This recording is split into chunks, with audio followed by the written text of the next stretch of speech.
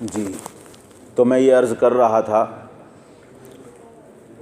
اس بادشاہ نے یہ ارادہ کر لیا کہ اب میں مدرسہ بند کر دوں گا، خرچے موقوف کر دوں گا، کسی کی نیت بھی آخرت بنانے کی نہیں، اللہ اور اللہ کے رسول کی رضا اور خوشنودی نہیں۔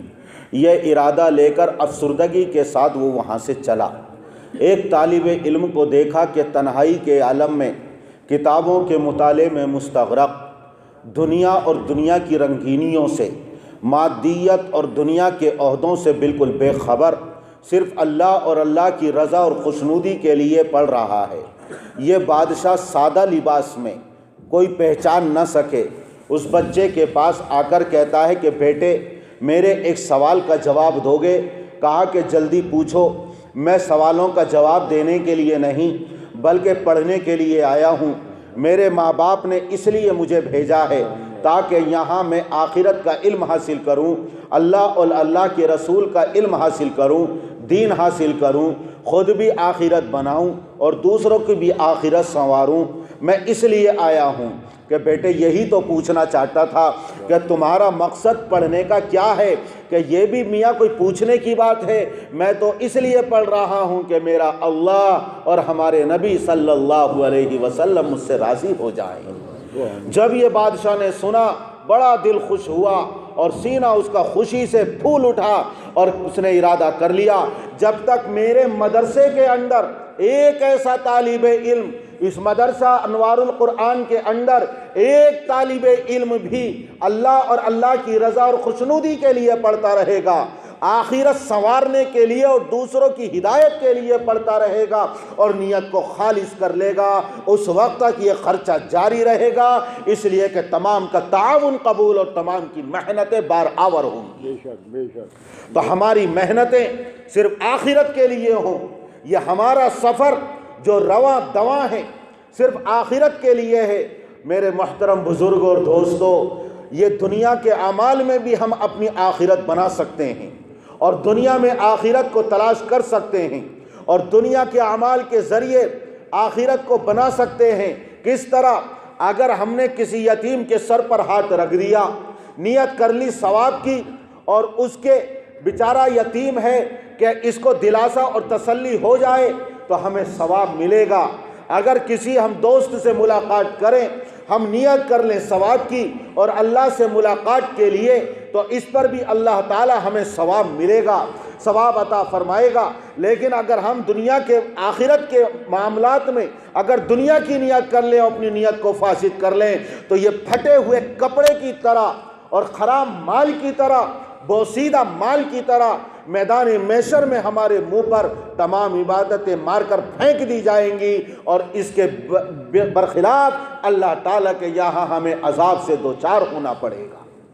اس لیے آخرت ہم اس دنیا کے اندر تلاش کر سکتے ہیں، ہم آخرت اس دنیا کے اندر بنا سکتے ہیں، اور آخرت ہی کے لیے ہم اس دنیا کے اندر آئے ہیں۔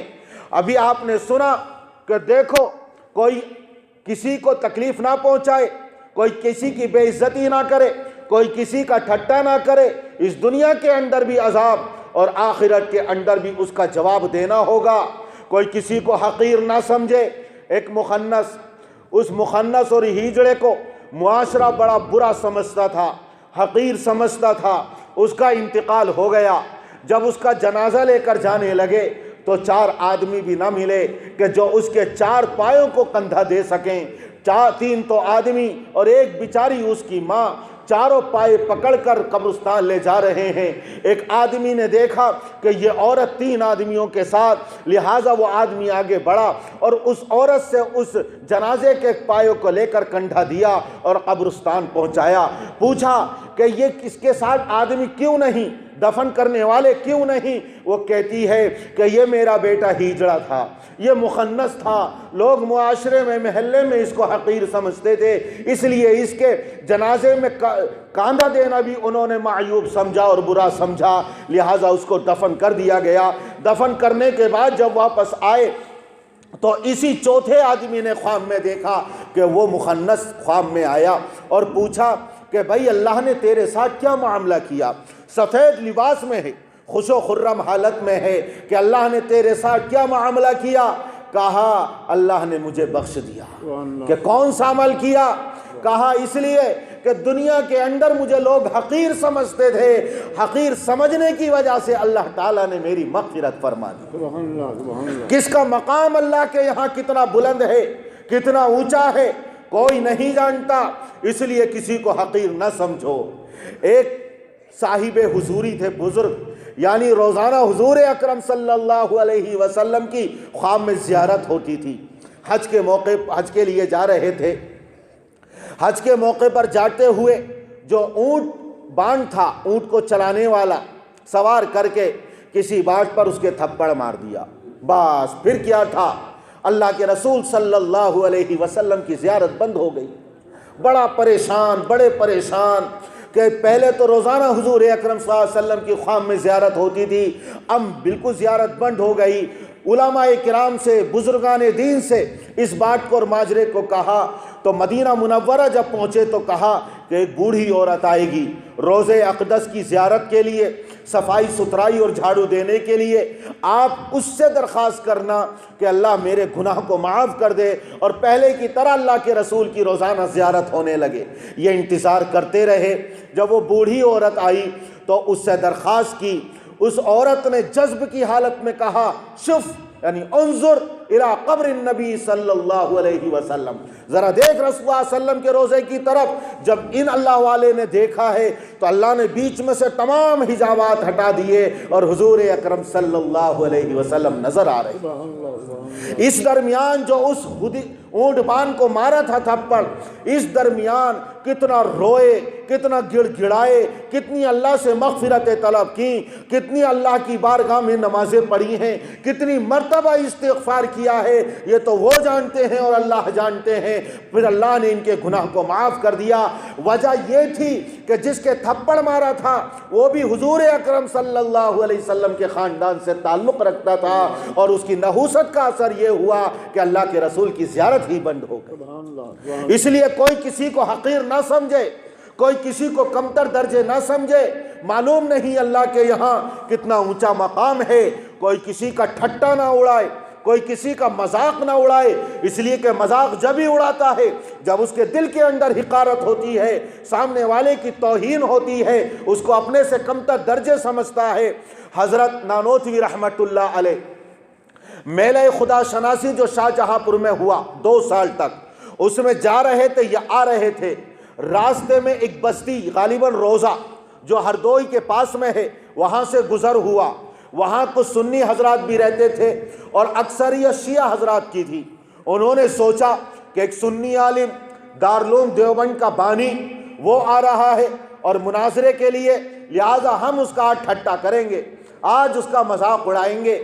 لہٰذا جب وہاں پہنچے تو کہا کہ حضرت ہمارے جنازے کی نماز پڑھا دیجئے۔ کہا بھائی میں سنی ہو اور تم شیعہ ہو، میں اپنے مسلک کے مطابق نماز جنازہ پڑھاؤں گا، تمہاری نماز جنازہ کیا ہو جائے گی؟ کہا کہ نہیں، ہم چاہتے ہیں کہ آپ ہی سے نماز جنازہ پڑھائیں۔ ایک زندہ آدمی کو تیار کیا، اس کو کفن پہنایا، چارپائی پر لٹا کر سامنے کھڑا کر دیا، اور پھر اس کے بعد کہا کہ حضرت نماز پڑھائیے۔ حضرت نے فرمایا واقعی اللہ نے ان کو حجت اللہ بنا کر بھیجا تھا، اور حجت اللہ فی الارض تھے، بڑی دور بھی نگاہیں تھیں، بڑی دور رس نگاہیں تھیں۔ اللہ نے فراست ایمانی ان کو عطا فرمایا تھا، ورنہ پسپائی کے عالم میں اگر گمنام بستی دیوبند میں دارالعلوم قائم نہ کیا ہوتا تو اسباب ظاہر میں اس پورے ہندوستان کے اندر اسلام کا نام لینے والا کوئی نہ ہوتا، اور اسپین کی تاریخ دہرائی جا چکی ہوتی کہ جہاں 850 سال تک مسلمانوں نے حکومت کی، لیکن ایک زمانہ وہ آیا کہ 500 سال تک اسپین اور اندلس کی سرزمین اللہ تبارک و تعالیٰ کے ذکر سے اور اللہ کے رسول کی سنتوں سے اور اسلام سے محروم ہو گئے۔ عیسائیوں نے تو بالکل پورا ارادہ کر لیا تھا، منصوبہ بندی کر لی تھی، مشنری اسکول جگہ جگہ قائم کر دیے تھے، بڑے بڑے پوپ، بڑے بڑے پادری اور عیسائی مبلغین، اردو میں برجستہ تقریر کرنے والے، فارسی میں مہارت رکھنے والے، عربی بولنے والے، ہماری مذہبی کتابوں پر عبور رکھنے والے، مرکز علمی برطانیہ سے ہندوستان آ رہے تھے اور عیسائیت کی تبلیغ کر رہے تھے۔ مسلمان عوام تو دور کی بات ہے، उलमा तक मुतासिर हुए। पादरी फंडर, पादरी इमादुद्दीन, पादरी मुहियुद्दीन, पादरी सफदर अली, जो तारीख में नाम मिलेंगे, ये मुसलमान थे, ये उलमा थे जो ईसाइयत की तबलीग से मुतासिर होकर उन्होंने ईसाइयत को कबूल कर लिया था। अल्लाह हमारी हिफाजत फरमाए। अल्लाह ने उनको फिरासत ईमानी अता फरमाई थी कि अगर यही हाल रहा और दारुल कायम ना किया गया तो हमारा तशक्कुस छीन लिया जाएगा, हमारा इम्तियाज सल्ब कर लिया जाएगा, ईमान और इस्लाम पे डाका डाला जाएगा, हमारी मजहबी और हमारी इस्लामी रिवायात ख़त्म कर दी जाएंगी, पैबंद ज़मीन कर दी जाएंगी, फिर मुसलमानों का मुसलमान होने की हैसियत से इस हिंदुस्तान के अंदर कोई वजूद बाकी नहीं रहेगा। बहरहाल दारुल देवबंद कायम किया। तो ये फिरासत ईमानी, इन्होंने पूछा जिंदे की नमाज पढ़ाऊं या मुर्दे की नमाज पढ़ाऊं? सुभान अल्लाह, सुभान अल्लाह। पूछा, मुझे कुछ नहीं कहना, जिंदे की नमाज पढ़ाऊं या मुर्दे की? तो शिया हजरात कहते हैं कि भाई नमाज जनाजा तो मुर्दे ही की होती है। देखो, इत्तकू फिरासतल मुमिन फइन्नहु यंजुरु बिनूरिल्लाह, मोमिन की फिरासत ईमानी से बचो, अल्लाह उसको ऐसी फिरासत ईमानी अता फरमाता है, वो नूर ईमान से पहचान लेता है, देख लेता है। पेशानी पर आसार सआदत हैं या बदबख्ती के आसार हैं। अब्दुल्ला इब्ने सबा जो यहूदी था, इस्लाम का चोला पहनकर मदीना आया और हजरत उस्मान गनी के हाथ पर बैअत करना चाहिए, लेकिन इस्लाम को नुकसान पहुंचाना चाहता था, दुत्कार दिया और बैअत नहीं किया, इसलिए कि पहचान गए थे कि ये यहूदी है जो इस्लाम के अंदर रखना पैदा करना चाहता है। इत्तकू फिरासतल मोमिन फइन्नहु यंजुरु बिनूरिल्लाह। हजरत पिराने पीर महबूब सुबहानी अब्दुल कादिर जीलानी रहमतुल्लाह अलैह का जवानी का ज़माना है। अभी पिराने पीर नहीं बने हैं, अभी महबूब सुबहानी नहीं बने हैं। जवानी के आलम में पता चला कोई अल्लाह वाला हमारी बस्ती के करीब आया है, चलो मुलाकात करूं, उनसे दुआ की दरख्वास्त करूं। लिहाजा ये चले, दो आदमी दूसरे इलाके से आए, एक रास्ते पर दोनों की मुलाकात हो गई। अब तीनों एक दूसरे से पूछते हैं। पूछा इस अब्दुल कादिर नौजवान से, तुम किस लिए जा रहे हो? कहा कि अल्लाह वाले के पास, बुजुर्ग के पास इसलिए जा रहा हूँ ताकि मेरे लिए दुआ कर दें, मैं अल्लाह का महबूब बन जाऊँ, मुत्तकी पारसा बन जाऊँ, मैदान मैशर में इस तरह जाऊँ जिस तरह अल्लाह मुझे चाहता है कि मेरे दामन पे गुनाहों का धब्बा ना हो। इन्होंने पूछा तुम किस लिए जा रहे हो? एक ने कहा मैं इसलिए जा रहा हूँ, दरख्वास्त करवाऊँगा ताकि अल्लाह मुझे तिजारत में नफ़ा दे, मैं अमीर मालदार तवंगर बन जाऊँ। तीसरे से पूछा तुम किस लिए जा रहे हो? कहा इसलिए जा रहा हूँ कि ताकि दुआ करवा देखूं कितना बड़ा आलिम है, कितना बड़ा आलिम है, ये सवाल करूँगा, ये जवाब देंगे तो ये सवाल करूँगा, ये जवाब देंगे तो ये सवाल करूँगा। उनके इल्म को, उनकी विलायत को, उनकी बुजुर्गी को परखना चाहता हूँ। ये इसकी नीयत फासिद थी। तीनों के तीनों उस अल्लाह के बुजुर्ग, अल्लाह के वली के पास और बुजुर्ग के पास पहुँचे। हज़रत पिराने पीर ने अर्ज़ किया, हज़रत दुआ कर दीजिए मैं अल्लाह का महबूब बन जाऊँ, मुत्तकी बन जाऊँ। हज़रत ने दुआ फरमा दी, पेशानी पर आसार नज़र आए। इत्तकू फिरासतल मोमिन व इन्नहु यंजुरु बिनूरिल्लाह, फिरासत ईमानी से और नूर ईमानी से देख लेता है। अल्लाह वो सलाहियत, वो इस्तिअदाद, वो क़ुव्वत अता फरमाता है। दुआ की, ए अल्लाह इसको महबूब बना ले, इसको मुत्तकी बना दे। और ये भी फरमाया, पेशीन गोई फरमा दी, एक वक्त वो आएगा कि तुम मिंबर और मेहराब की जीनत बनोगे और तुम ये कहोगे कि मेरा ये कदम तमाम दुनिया के वलियों की गर्दन पर। लिहाजा वो वक्त आया, अल्लाह ने उनको बुजुर्ग और अपना वली बनाया और फिर बगदाद के मिंबर और मेहराब पर जलवा अफरोज हुए और फिर कह रहे हैं कि मेरा ये कदम तमाम वलियों की गर्दन पर। अल्लाह ने उनकी ये आवाज़ हर वली के कानों के पर्दों तक पहुँचाई। तमाम दुनिया के वलियों ने अपनी गर्दनें झुका दी और कहा कि बल अला आईनी व रासी, बल्कि आपका कदम हमारी आँखों पर, ہمارا سر پر آپ تو پیران پیر ہیں، آپ تو محبوب سبحانی ہیں، آپ تو سلطان الاولیاء ہیں، ولایت کا تاج آپ کے سر پر رکھا گیا ہے، تمام اولیاء کرام کی سرداری کا تاج آپ کے سر پر رکھ دیا گیا۔ اللہ نے وہ آواز دنیا کے ہر ولی کے کانوں تک پہنچا دی، اس طرح پہنچا دی۔ یہ کرامت اللہ کا فعل ہے، کسی انسان کے بس میں نہیں ہے۔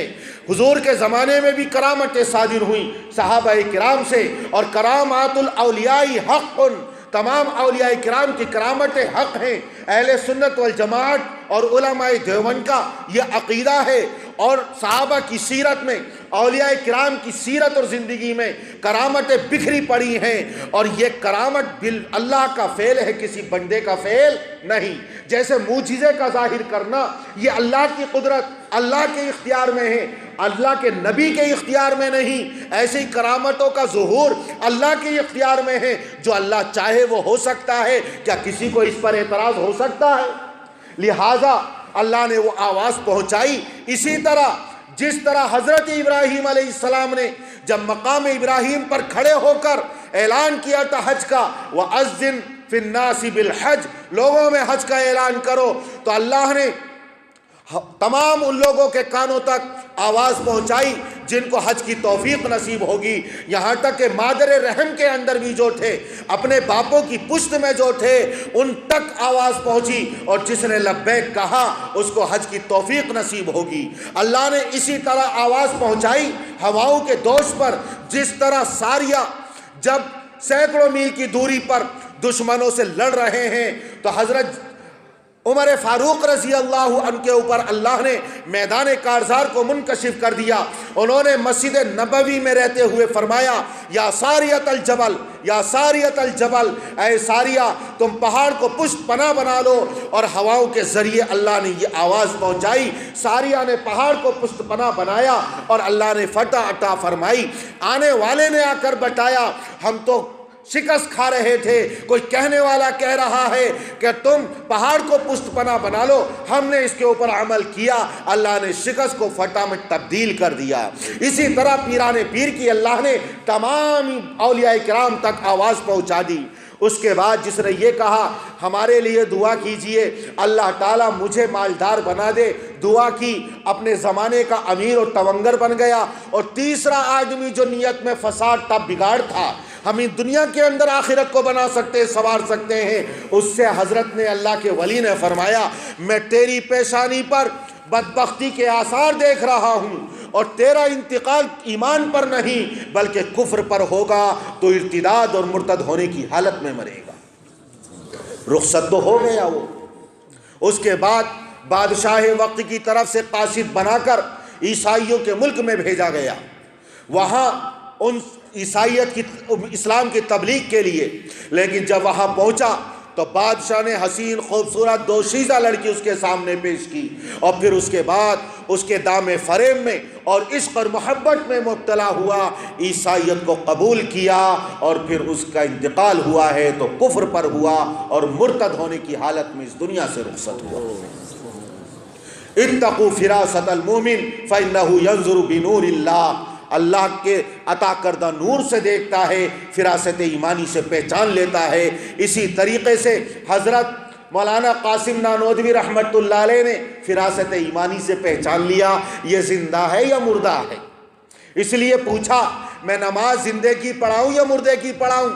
ہندوستان کے اندر جب برطانوی سامراج مسلط تھا اور عیسائی مبلغین عیسائیت کی تبلیغ کر رہے تھے، تو ایک عیسائی انجیل پر ایسے مسالے لگا کر لایا کہ جو آگ اس پر اثر نہ کرے، اور شاہ عبدالعزیز محدث دہلوی رحمت اللہ علیہ سے کہا کہ تمہارا قرآن برحق ہے یا ہماری انجیل، دونوں آگ میں ڈالتے ہیں، جو جل جائے وہ باطل، جو باقی رہ جائے وہ حق پر ہے۔ حضرت نے فراست ایمانی سے پہچان لیا کہ اس کی انجیل کے اوراق پر مسالے لگے ہوئے ہیں۔ کہا کہ عیسائی اور اے پادری، یہ تو اوراق پر اور کاغذوں پر لکھی ہوئی ہے، اور قرآن کریم بھی مصحف کے اندر لکھا ہوا ہے، تیرے سینے کے اندر انجیل موجود، میرے سینے میں قرآن کریم موجود، تو انجیل کا حامل، میں قرآن کا حامل اور عامل، ان اوراق پر لکھے ہوئے کتابوں کو آگ میں ڈالنے سے کوئی حاصل وصول نہیں، بلکہ تو بھی اپنے آپ کو آگے حوالے کر اور میں بھی اپنے آپ کو آگ کے حوالے کرتا ہوں۔ جو جل جائے گا وہ باطل، اس کا مذہب باطل، اس کی کتاب باطل، اور جو باقی رہے گا وہ برحق ہے، اس کا دین برحق ہے، اس کی کتاب برحق ہے۔ ہاتھ پکڑا عیسائی کا اور بھڑکتے ہوئے شعلوں کی طرف لے کر چلے۔ عیسائی نے جب یہ دیکھا ہے کانپ گیا، لرز گیا، چہرے کا رنگ پھیکا پڑ گیا، لرزہ بر اندام ہو گیا، ہاتھ کو چھڑانے لگا اور چھڑا کر زبردستی اس نے بھاگنے کی کوشش کی ہے۔ لیکن حضرت شاہ عبدالعزیز محدث دہلوی فرماتے ہیں رب کعبہ کی قسم، جب میں عیسائی کا ہاتھ پکڑ کر میں آگ کی طرف چلا ہوں، میں نے وہ خوشبو محسوس کی ہے جو جنت کی خوشبو محسوس کی جاتی ہے۔ فراست ایمانی سے پہچان لیا کہ اس کی کتاب پر اور انجیل پر مسالے لگے ہوئے ہیں۔ حضرت مولانا قاسم نانوتوی رحمت اللہ علیہ نے بھی فراست ایمانی سے پہچان لیا کہ یہ زندہ ہے یا مردہ۔ پوچھا زندے کی نماز پڑھاؤں یا مردے کی نماز پڑھاؤں؟ کہ بھائی آپ مردے کی نماز جنازہ ہوتی ہے؟ کہا ٹھیک۔ اور اس سے یہ کہہ رکھا تھا جب پہلی تکبیر ہو یا دوسری ہو تو بیچ میں سے اٹھ کر بیٹھ جانا، پھر ہم خوب ہنسیں گے اور حضرت کا مذاق اڑائیں گے۔ لا یسخر قوم من قوم، کوئی کسی کا مذاق نہ اڑائے۔ کون کتنا بڑا ہے، اللہ کے یہاں کتنا اونچا مقام اور کتنا متقی اور پرہیزگار، اس لیے ٹھٹا کرنے سے بچو، کسی کی تحقیر دل کے اندر پیدا نہ ہو جائے۔ اس لیے حضرت نے کہا اللہ اکبر، ثنا پڑھی، ثنا ختم ہو کر اب انتظار کر رہے ہیں شیعہ حضرات کہ ہمارا آدمی اٹھا کیوں نہیں۔ دوسری تکبیر کہہ دی، اب حضرت پڑھنے لگے، کھنکارنے لگے پیچھے سے، لیکن وہ اٹھتا ہی نہیں۔ پھر تیسری تکبیر کی تو زور زور سے کھنکارا انہوں نے، لیکن پھر بھی نہیں اٹھا، یہاں تک کہ حضرت نے چوتھی تکبیر کہہ دی، سلام پھیر دیا اور یہ فرمایا اب یہ میدان محشر میں اٹھے گا۔ دیکھا تو مردہ پڑا ہوا ہے۔ کتنے لوگ تھے جنہوں نے شیعیت سے، رافضیت سے توبہ کی اور مسلک دیوبند سے وابستہ ہوئے، اہل سنت والجماعت بنے، اور پھر حضرت کا بیان ہوا۔ اور کتنے لوگ وہ آئے تھے جنہوں نے یہ طے کر رکھا تھا یہ سوال کریں گے، یہ سوال کریں گے۔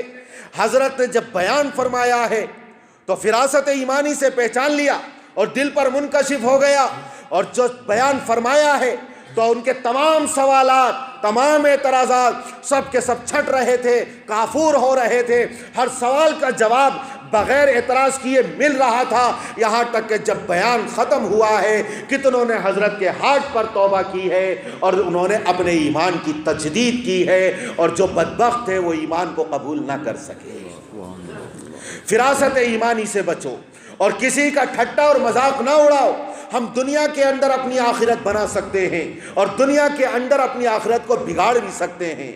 ایک بات اس دنیا کے اندر ہماری زندگی کے اندر عظیم انقلاب برپا کر سکتی ہے۔ ابھی آپ نے سنا، مجھے نام یاد نہیں، واقعی بڑی مؤثر باتیں بیان فرما رہے تھے کہ دیکھو حقوق اللہ معاف کر سکتا ہے، حقوق العباد جب تک بندہ نہیں معاف کرے گا اس وقت تک معاف نہیں ہوگا۔ ایک بادشاہ وہ گزرا ہوا جا رہا تھا شکار کے لیے اپنے سپاہیوں کے ساتھ، اور وہ ایک جنگل میں پہنچا۔ بادشاہ آرام کرنے کے لیے لیٹ گیا، اس کے سپاہیوں نے کھانا تلاش کیا، کہیں نہ ملا، لیکن دیکھا ایک بڑھیا کی بیچاری گائے ہے اور اس کے یتیم بچوں کا گزر بسر اس گائے پر ہے۔ انہوں نے اس کی گائے کو چھینا، ذبح کر کے اس کو کھا لیا۔ اب بڑھیا کا کوئی بھی سننے والا نہیں، فریاد کو پہنچنے والا نہیں، جن سے فریاد کرے وہی ظالم بن گئے، جو منصف ہے وہی ظالم ہے۔ کہاں لے کر جائے اپنی فریاد کو؟ بادشاہ تک جانا چاہتی ہے لیکن رسائی ممکن نہیں۔ اس نے سنا کہ بادشاہ کی ایک دن یہاں نہر زندہ رود ہے، اس کے اوپر سے گزر ہوگا، لہٰذا اس انتظار میں پہلے ہی سے جا کر وہ اس نہر کے پل کے اوپر جا کر بیٹھ گئی کہ اب بادشاہ کی سواری گزرے گی۔ چھپ کر بیٹھی ہوئی ہے، بادشاہ کی جب سواری آئی اچانک نکل کر آئی اور بادشاہ کی سواری کی لگام کو پکڑ کر یہ کہا بے باک انداز میں، اے الپ ارسلان کے بیٹے، اے بادشاہ وقت، اے حکمران وقت، تو اپنے اعمال کا اور اپنے حقوق کا اس دنیا کے اندر فیصلہ کرنا چاہتا ہے اور اس دنیا کے اندر بدلہ چکانا چاہتا ہے، یا میدان محشر میں پل صراط پر اپنے اعمال کا بدلہ چکائے گا؟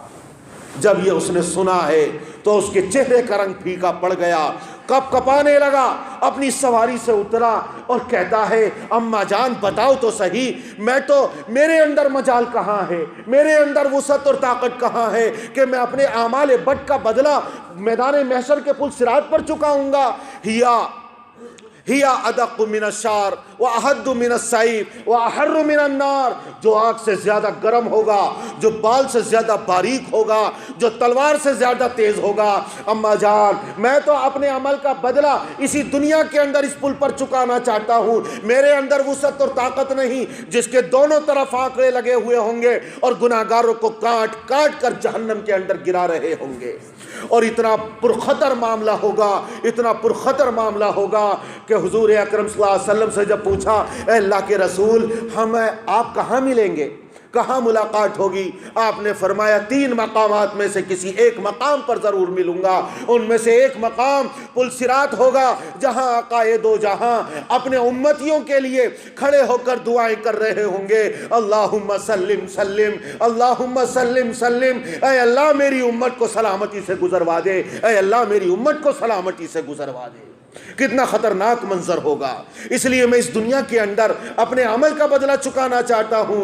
اس بڑھیا نے کہا تیرے ظالم سپاہیوں نے میرے اوپر ظلم کیا ہے، میں بیوہ ہوں، میرے بچے یتیم ہیں، میری گائے کو چھین کر ذبح کیا اور اس کا گوشت کھا گئے ہیں۔ اس نے 70 گائیں دیں اور بڑھیا دعائیں دیتی ہوئی خوشی خوشی رخصت ہو گئی۔ اس بادشاہ کی زندگی میں انقلاب پیدا کرنے کے لیے بڑھیا کی ایک ہی بات کافی ہو گئی۔ آج ہماری زندگیوں میں آئے دن سنتے رہتے ہیں اللہ تبارک و تعالی وہی انقلاب پیدا کر دے اور ہم آخرت کی تیاری میں لگ جائیں۔ ایک اور بادشاہ تھا اپنے وقت کا، بہت بڑا، جنگل کے اندر یا اس کے باغ کے اندر اس کا ایک محل تھا عالی شان۔ روزانہ دوپہر کو سیر کرنے آتا اور اپنے گاؤں تکیے پر نرم گداز بستر پر آرام کرتا۔ باندی اور کنیز تھی جو روزانہ بستر درست کرتی تھی۔ ایک مرتبہ وہ آیا تو باندی اور کنیز نے جب بستر درست کیا تو بڑا نرم گداز بستر، ابھی بادشاہ کے آنے میں دیر تھی، اس نے سوچا تھوڑی دیر آرام کر لوں، وہ لیٹی، لیکن اتنا نرم گداز اور آرام دہ بستر تھا کہ اسے نیند آ گئی۔ جب وہ بادشاہ آیا اسے بڑا عجیب اور بڑا برا لگا، اس نے حکم دیا کہ اس کی پشت پر کوڑے اور دھرے مارے جائیں۔ لہٰذا اس کو جب مارا جانے لگا تو بجائے اس کے کہ واویلا کرے، روئے، چیخ و پکار کرے، ہر کوڑے پر وہ ہنستی تھی اور قہقہہ لگاتی تھی۔ اس بادشاہ نے پوچھا تجھے کوڑے مارے جا رہے ہیں اور تو اس پر ہنس رہی ہے؟ کہتی ہے کہ میں کوڑوں کی تکلیف پر نہیں ہنس رہی ہوں بلکہ میں تیری حالت پر ہنس رہی ہوں۔ میں ایک دن تیرے نرم گداز آرام دہ بستر پر سوئی اور لیٹی تو نے میری پشت پر کوڑے برسانا شروع کر دیے۔ تو روزانہ اللہ کی نعمتیں کھاتا ہے، روزانہ اللہ کے عطا کردے نرم گداز آرام بستر پر تو آرام کرتا ہے اور سوتا ہے۔ کتنا زمانہ گزر گیا پھر بھی اللہ کی نافرمانی کرتا ہے۔ اگر اللہ انتقام لینے پر آ گیا تو میدان محشر میں تیرا کیا حال ہوگا؟ جب اس نے یہ سنا ہے تو اپنی حکومت اور سلطنت کو خیر آباد کہہ دیا اور پھر اس نے جنگلوں کی راہ لی اور اللہ والا بن گیا اور اپنی آخرت سنوارنے میں لگ گیا۔ کہاں ہم بدلہ چکا سکیں گے؟ کہاں ہم نعمتوں کا حساب دے سکیں گے جب 500 سال کی عبادت بیریہ پانی کے پیالے کے بدلے میں فروخت کی جا سکتی ہے، جب ہماری تمام عبادتیں ایک آنکھ کا بدل نہیں ہو سکتی ہیں؟ صبح سے شام تک اور شام سے صبح تک اللہ کی بے شمار نعمتیں کھاتے ہیں اور ہمیں کبھی بھی اللہ کو یاد کرنے کی توفیق نصیب نہیں ہوتی، اللہ کی نعمتوں پر شکر ادا کرنے کی توفیق نصیب نہیں ہوتی۔ اللہ ہماری حفاظت فرمائے اور اللہ تعالیٰ میدان محشر میں سرخروئی عطا فرمائے۔ بات یہاں سے چلی تھی کہ ہمارا سفر جاری اور ساری، ہمارا سفر شروع ہوا ہے آخرت کے لیے عالم ازل سے، حضرت آدم علیہ السلام کی پشت سے، وہاں سے ہم آئے اس مادر رحم کے اندر، مادر رحم سے اس دنیا کے اندر، اس دنیا سے ہم جائیں گے عالم برزخ کے اندر، اور عالم برزخ بھی بہت بڑا عالم ہے، جو اگر اچھا ہوگا تو جنت کی کھڑکیاں کھول دی جائیں گی، اور اگر برا ہوگا تو جہنم کی کھڑکیاں کھول دی جائیں گی۔ دونوں طرح کے انسان اچھا اور برا بدلہ وہاں پائیں گے، ثواب اور عذاب سے وہاں دو چار ہوں گے۔ یہ عالم برزخ اتنا عظیم عالم ہے کہ اس کی حد و نہایت کا ہم اندازہ نہیں کر سکتے ہیں۔ وہاں اللہ کی نعمتیں بھی ملیں گی، اور اللہ تبارک و تعالیٰ کی طرف سے گناہوں پر عذاب بھی ہوگا۔ اس لیے اس قبر کے گڑھے کو صرف ایک گڑھا نہ سمجھیں، بلکہ ایک عالم برزخ سمجھیں، جس کے عذاب بھگتنے کی کسی انسان کے اندر وسعت اور طاقت نہیں ہے۔ اعاذنا اللہ من، اللہ تعالی ہم سب کو اس سے پناہ میں رکھے، اور اللہ تعالی ہم سب کی اس سے حفاظت فرمائے۔ جب قبر کے اندر دفن کر دیا جاتا ہے کوئی اللہ کا بندہ اگر گناہگار ہے تو اس کے تمام اعمال بد خطرناک عذاب کی شکل میں تبدیل کر دیے جاتے ہیں، اور پھر اس کے اوپر عذاب مسلط کر دیا جاتا ہے۔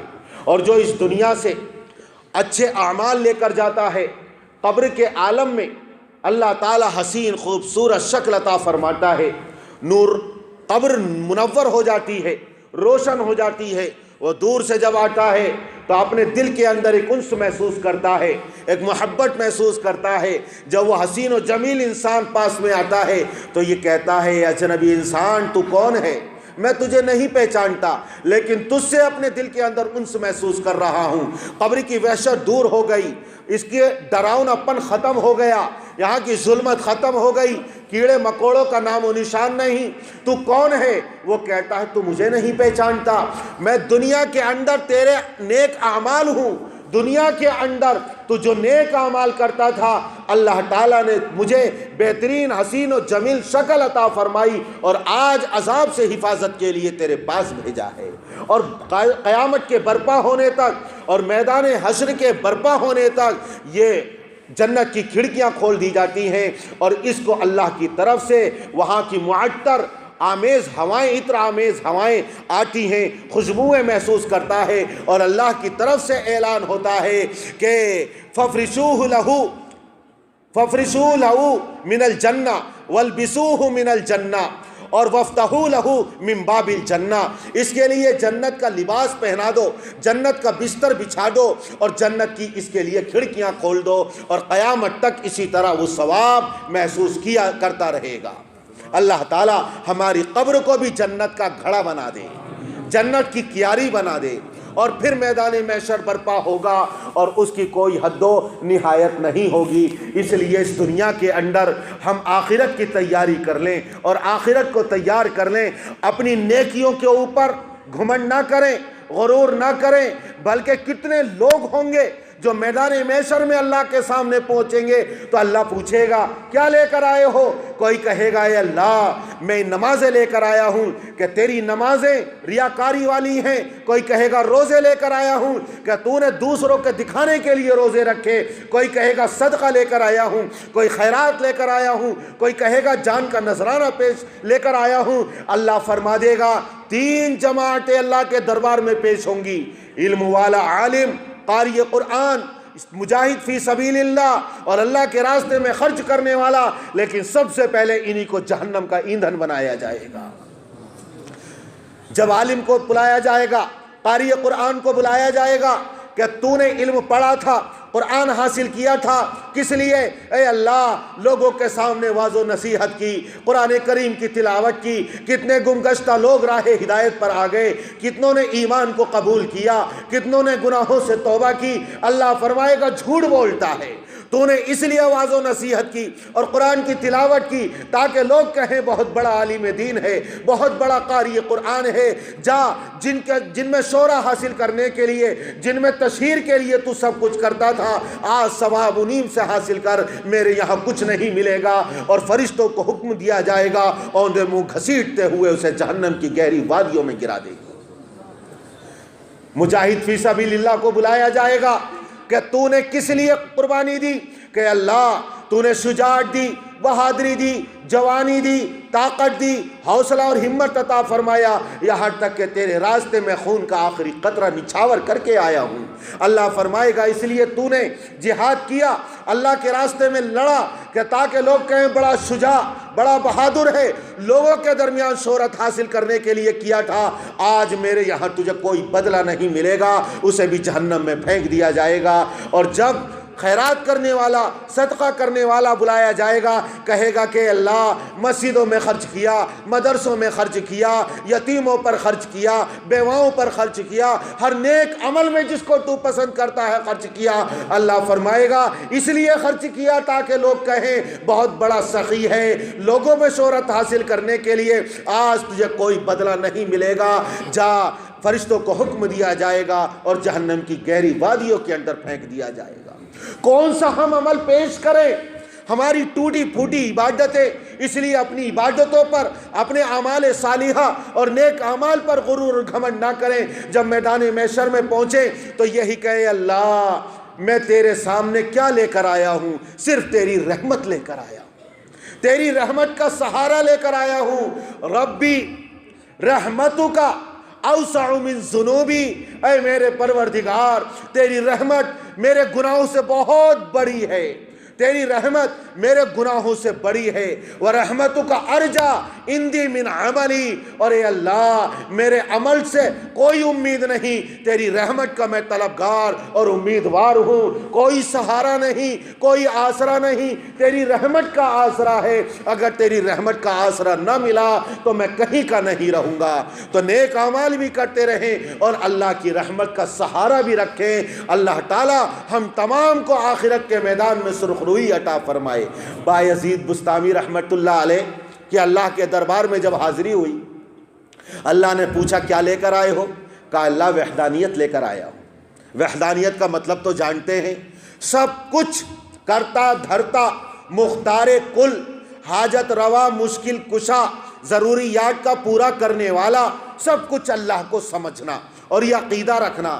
اللہ نے فرمایا اچھا بڑا غرور ہے وحدانیت پر، ذرا وہ دن یاد کرو جب تم نے دودھ پیا تھا، پیٹ میں درد ہوا تھا، تم نے کہا تھا کہ دودھ نے میرے پیٹ میں درد کر دیا۔ درد کرنے والے تمہارے پیٹ میں ہم ہیں یا دودھ ہے؟ تم وحدانیت لے کر آئے تھے، اس دعوے کے اندر بھی تم سچے نہیں ہو۔ کیا لے کر آئے ہو؟ پھر اللہ نے فرمایا ہاں وہ سرد راتوں میں، ٹھٹرتی راتوں میں بلی یا کتے کا پلہ ٹھٹرتا ہوا تم نے اس کے اوپر کمبل اڑا دیا تھا، اس عمل کی وجہ سے ہم نے تمہاری مغفرت فرما دی۔ اللہ تعالیٰ کے یہاں کون سا عمل نجات دلا دے کچھ پتہ نہیں۔ رحمت حق بہا نمی جویت، رحمت حق بہانہ می جویت۔ اللہ کے یہاں قیمت نہیں، اللہ کے یہاں زر اور مال و دولت نہیں، اللہ کی رحمت تو بہانے ڈھونڈتی ہے اور اللہ بہانے تلاش کر کر کے اپنے بندوں کی مغفرت فرمائے گا۔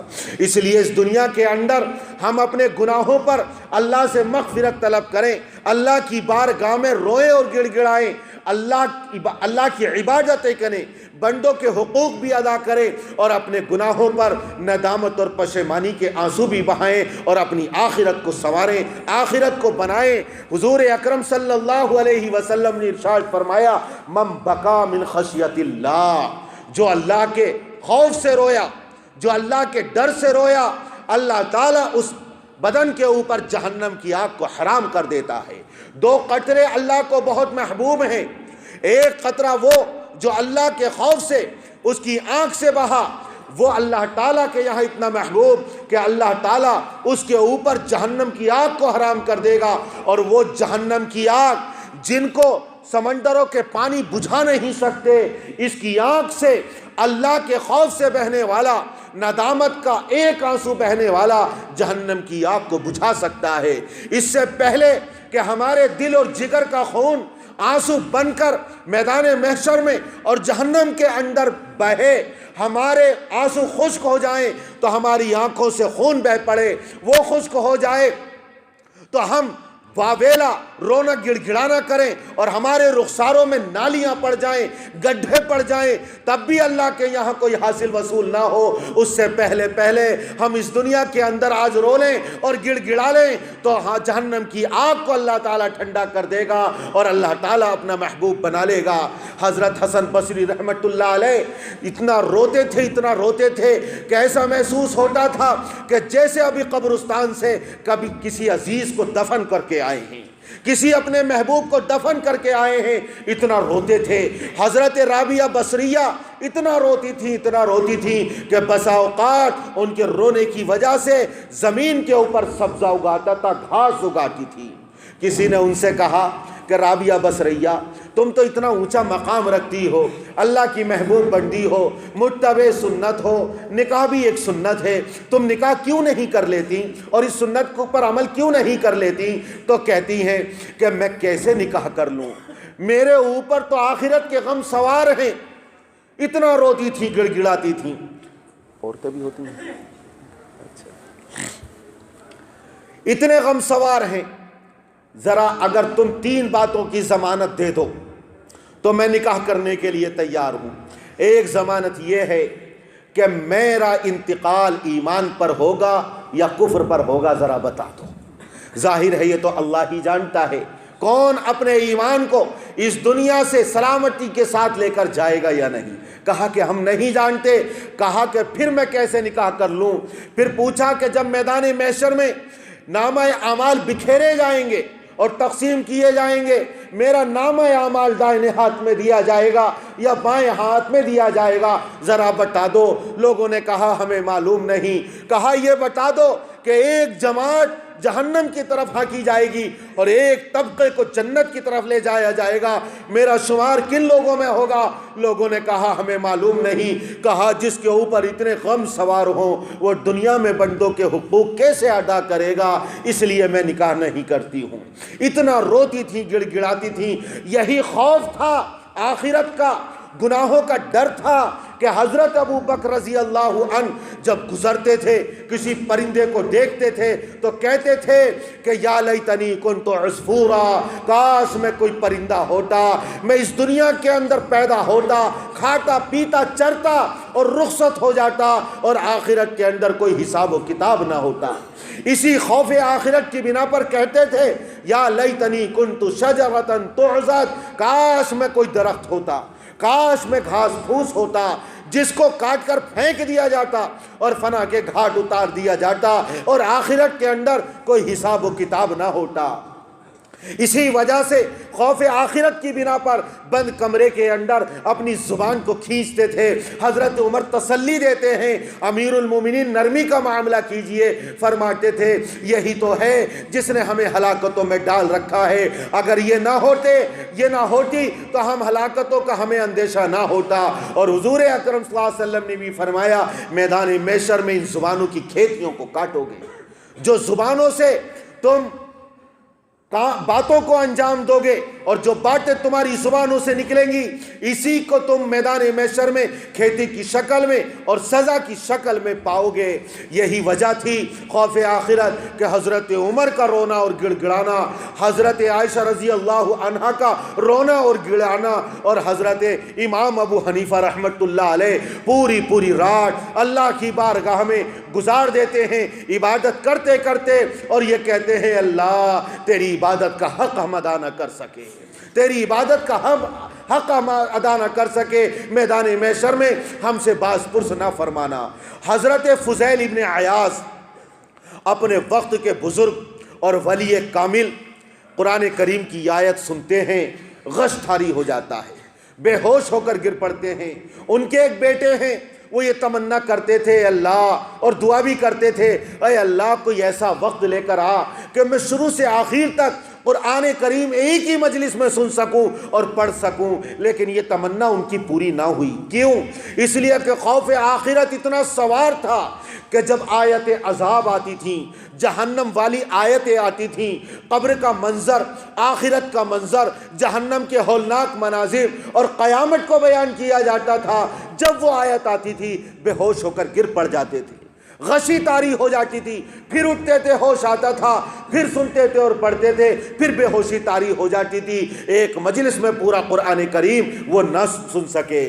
حضرت فضیل ابن عیاض اسی خوف آخرت کی بنا پر اور اللہ کے ڈر کی وجہ سے ان کی زندگی کے اندر انقلاب برپا ہو گیا۔ ایسے ڈاکو کہ شب خون مارتے تھے، ڈاکہ زنی کرتے تھے، تمام کے نام لکھا کرتے تھے، ایڈریس اور پتے نوٹ کیا کرتے تھے، اور ایک مرتبہ جب ڈاکہ ڈالا تو کوئی قرآن کریم پڑھ رہا ہے اور اس آیت پر پہنچا، الم یأن للذین آمنوا ان تخشع قلوبہم لذکر اللہ، کیا وقت نہیں آیا ہے کہ اللہ کے خوف سے ان کے دل جھک جائیں، وہ اللہ سے ڈر جائیں، خوف آخرت ان کے دلوں میں پیدا ہو جائے، ان کی زندگیوں کے اندر انقلاب برپا ہو جائے۔ جب کانوں کے اندر یہ آواز پڑی ہے تو کہتے ہیں الآن اب وہ وقت آ گیا، فوراً توبہ کر لی، تمام کا مال و اسباب واپس کر دیا، اور جس کا مال لوٹا تھا گھر جا کر انہی پٹوں پر واپس کیا۔ ایک یہودی تھا جس کے مال کو لوٹا تھا، مال ختم ہو گیا تھا، اس سے کہا یا تو معاف کر دے یا اپنے یہاں مجھے غلام اور خادم بنا کر رکھ لے۔ وہ یہود ہی کیا جس کی فطرت ٹیڑھی نہ ہو، جس کی سرشت اور فطرت کے اندر کمینہ پن ہے، اس نے کہا معاف نہیں کروں گا، میرے یہاں نوکری کرو، میری خدمت کرو۔ ایک زمانے تک خدمت کرتے رہے، ایک مرتبہ اسے شرارت سوچی اور اس نے ایک مرتبہ ایک تھیلی میں جس میں پہلے سونے کے سکے تھے وہ نکال کر پہلے سونے کے سکے حضرت فضیل ابن عیاض کے ذریعے سیف میں رکھوائے، اور پھر ان کی عدم موجودگی میں وہ نکالا اور سونے کے سکے نکال کر اینٹ روڑے پتھر اس میں رکھ کر سیف میں رکھ دیے۔ کچھ دنوں کے بعد کہا فضیل ہم نے تمہیں وہ تھیلی دی تھی اشرفیوں کی اور سونے کے سکوں کی، ذرا وہ لے کر تو آؤ۔ لہٰذا جب ان سے لے کر لائے وہ، تو مقصد یہ تھا جب یہ لوٹیں گے تو اس میں سے پتھر نکلیں گے، پھر میں اس کی پٹائی کروں گا کہ اب بھی دھوکہ دینے آیا ہے، تیری نیت میں فساد اور فتور ہے، تو اس لیے آیا میرے گھر میں ڈاکہ ڈالے، ابھی تو نے اپنی نیت کو نہیں بدلا ہے، توبہ نہیں کی ہے۔ جب اس سے کہا تھیلی لے کر آؤ، فضیل ابن عیاض تھیلی لے کر آئے، کہا لوٹو۔ جب لوٹا ہے تو اس میں سے پتھر نہیں بلکہ سونے کے کھنکتے ہوئے سکے گر رہے تھے، پیروں پہ گر گیا۔ یہودی کہتا ہے مجھے معاف کر دو، مجھے معاف کر دو، میں نے اس توریت کے اندر پڑھا ہے، خدا کی قسم جو سچے پکے دل سے توبہ کرتا ہے اگر وہ مٹی اور پتھر کو بھی ہاتھ لگا دے تو اللہ تعالیٰ اس کو سونا بنا دیتا ہے۔ تو نے سچی پکی توبہ کی ہے، لا تیرے ہاتھ پر ایمان کو قبول کرتا ہوں اور مشرب اسلام ہو گیا۔ اللہ تعالیٰ ہمیں ایسی ہی توبہ کرنے کی توفیق نصیب فرمائے، ہماری آخرت بنا دے۔ اللہ تبارک و تعالی دنیا کے اندر بھی کامیابی عطا فرمائے، آخرت کے اندر بھی کامیابی عطا فرمائے، اور جو کچھ کہا گیا ہے سنا گیا ہے اللہ تعالیٰ اس کے اوپر عمل کرنے کی توفیق نصیب فرمائے۔ وآخر دعوانا ان الحمد للہ رب العالمین۔